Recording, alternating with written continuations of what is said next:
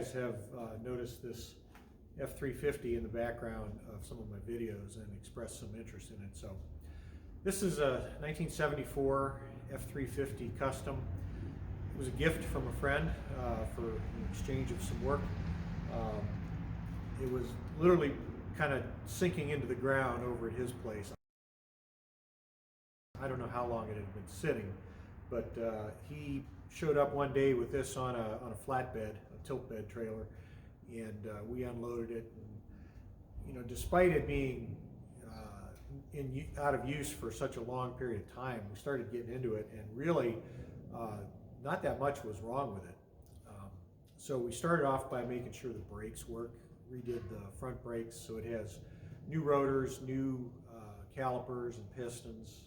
I think it has also, we did the lines up front and the shocks.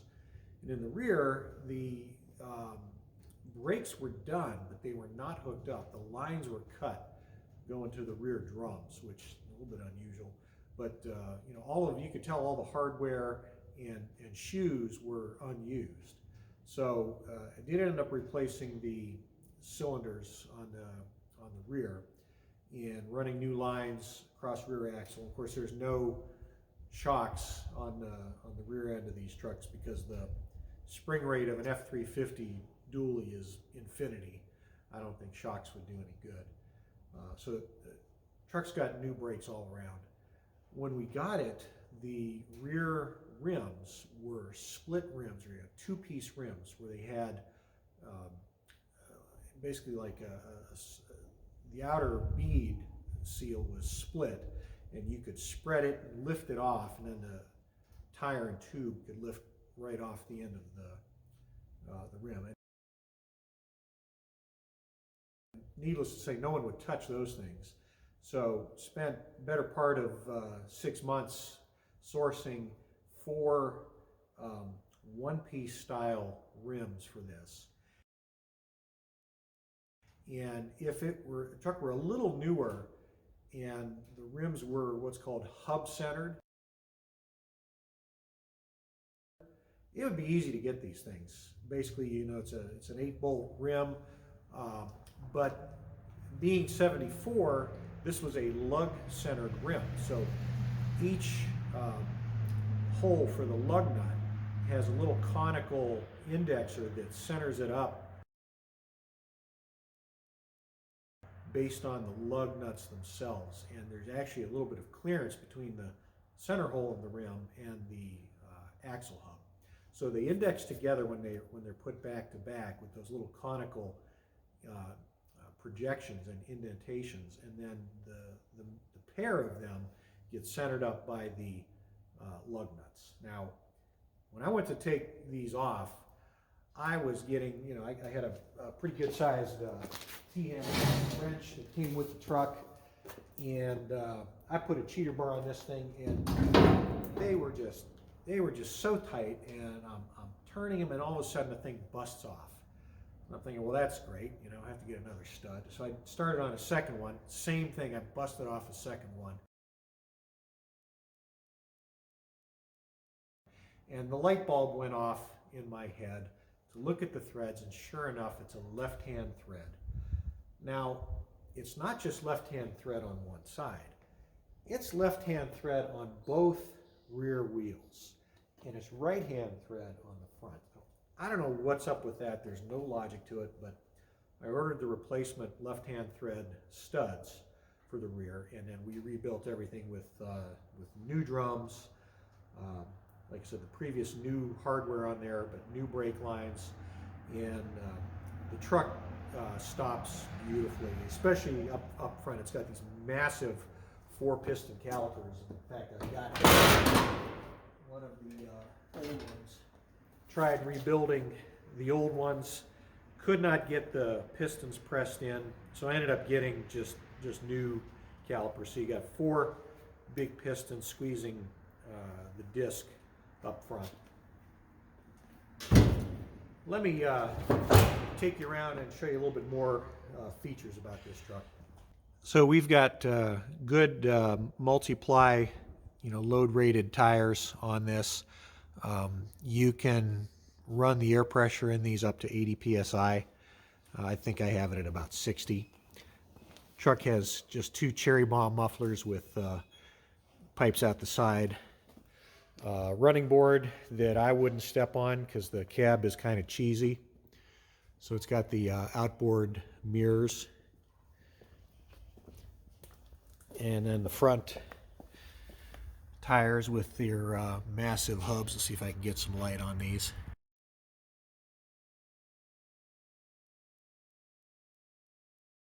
Virginia is a state that allows farm use vehicles. So you basically go down to Tractor Supply, get the plastic farm use tags, and that allows you to run the vehicle for farm related purposes within about a 50-mile radius of your farm. The truck has a slightly more than 8-foot long bed, and technically I guess these sides are removable. And the tailgate,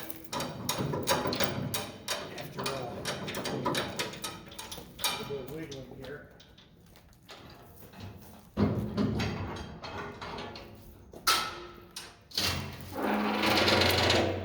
this wouldn't budge when we got the truck. It's a little cheesy, but you know, it's a diamond plate bed.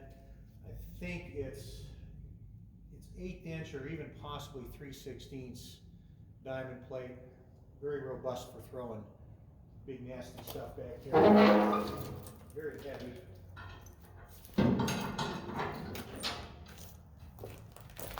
No drainage holes though. The truck has an integral rear bumper, very crusty, with a one of the 2 7/16 hitch balls for hauling the big trailers, and the wooden spacers. I gotta assume these things are original from when this bed was put on. This is going to take some serious amount of wire brushing to get this cleaned up and painted. Just to show you the underside of this hitch ball, this thing is so crusty, and the bottom lip of the bumper projects out over the stud.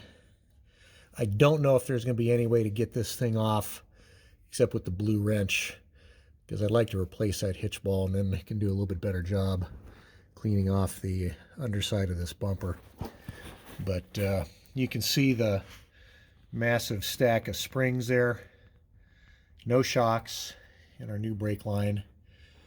This has the Dana rear axle, which has, you know, the external bearings. So the hub rides on a bearing set that rides on the tube.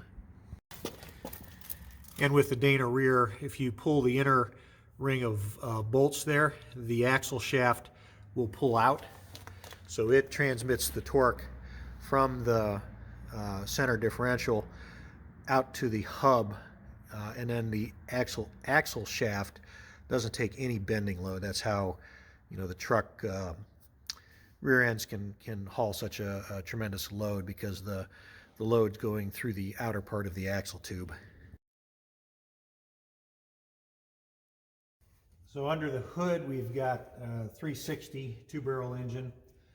When we got this thing running, it started up, and one of the first things I want to do was, you know, check the points and the dwell and set the timing. So I wire brushed the harmonic balancer to see the timing mark, and it just wasn't making any sense to get this thing to run. The timing was way advanced on the you know, according to the reference mark. I read some things online that says, you know, the actual outer harmonic balancer ring can slip on its rubber isolator, and that'll throw the timing marks off. But I suspect that what was happening was that the you know, there was either a lot of slack in the timing chain, or the timing chain had jumped a tooth, and the cam was actually retarded relative to the crank. And I think that got confirmed, because when we finally got this thing, you know, roadworthy, we took it to the dump, took a load of trash to the dump with it. And when I was on the way back, this thing started to run rougher and rougher, just a steady miss. Had to give it more and more gas just to maintain speed.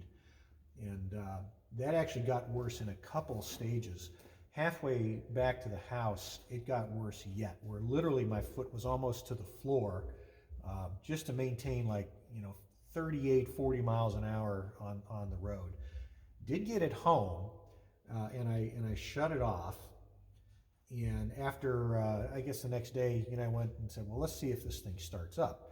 And I went to crank it, and this thing just made just a quarter of a revolution, and I heard this kind of metallic clank, and it just locked. So I think what happened was it had jumped a tooth or two on that trip back, and it was just running really, really rough. And then when I went to start it, it jumped another tooth, and I got some valve to piston interference, and that locked the engine up. Now, because it wasn't running when that happened, I'm really hoping that I didn't have any engine damage as a result of it. But the next project is going to pull the accessories off the front end, and I've got a new timing chain set, new water pump, and we're gonna put a new Cloy's true roller timing chain in here with an indexable crank gear. And being that the mid 70s smog cams were retarded from the factory, this thing has like a plus or minus 8 degree in 2 degree increments notches on the cam sprocket. We're going to bring this thing back to 4 degrees advanced, or even maybe 6 degrees advanced, get a little bit more compression in this engine on the compression stroke, and hopefully a little bit more bottom end power out of it. Truck has a very common wear in the driver's door bushing, so when you open this door, got a lot of up and down movement. You have to actually lift up on it. I find that if I have the window down and I, from the inside of the truck, push up on this and actually pull the door shut from the mirror, that'll lift it up enough for it to engage it. I do have new bushings for it, so that's on the list also. The inside's about as basic as you can get. The odometer shows 2,900 miles, so 103,000 miles on the truck. 4-speed on the floor. This has a new process 435 transmission. It's funny to look at this thing because the transmission's like that long front to rear, just this tiny little box, and it has the granny gear. It has like a 6.5 to 1 first gear. So you put this thing in first gear and let the clutch out, and with the engine at red line, you can get to a brisk walking pace maybe. So not much use for starting off. It's better to start off in second gear and move second through fourth.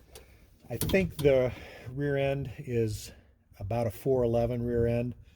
I'll have to check the numbers. I used to know this, but combined with the useless first gear, you got 2, 3, and 4 with no overdrive, and it's a struggle to go at 55 to 60 miles an hour in this truck without the engine sounding like it's going to absolutely unhinge itself. It's just screaming. So hopefully with the new timing chain set and get everything back running, we'll have a lot more oomph, a lot more power, and it will reach highway speeds and be able to get us for our runs to the dump or whatever else we need to do. The ride quality is typical what you would expect from a truck with a virtually incompressible rear suspension and 60 to 80 psi tires with thick sidewalls. It will just buck you out of the seat for any bumps that you hit. I did haul some rocks. I was picking rocks out of the backyard when we were grading the ground after our kitchen addition, and I had the back maybe 2/3 full of rocks and bricks, and that really made it ride a lot better. I probably had 2,000, close to 3,000 pounds in the bed, and boy, it just seemed like it was much more at home with that kind of weight in the back end, because without it, no, it's not a fun truck to ride in. Well, I hope you enjoyed that. Just a quick overview of the 74 F350 Custom that you see in the background of some of my videos. Gonna pull the accessories off the front of the engine today and drain the coolant and get started on the new timing chain. Hopefully, crossing my fingers here, that the water pump bolts and the timing cover bolts do not break off. I'm told that's very common in these engines. The one good thing that I see when I look at them is they're greasy. And personally, if the bolt's greasy, that's a good sign that it's not going to break off. It's the dry and crusty bolts you got to worry about. So front end of this engine had some oil slinging around, and hopefully, that carries on, and the back end of the bolt's still good too. Don't know, but we'll find out. Maybe I'll do an in-process video, and certainly one when we get it resurrected and back on the road. So stay tuned for more fun projects.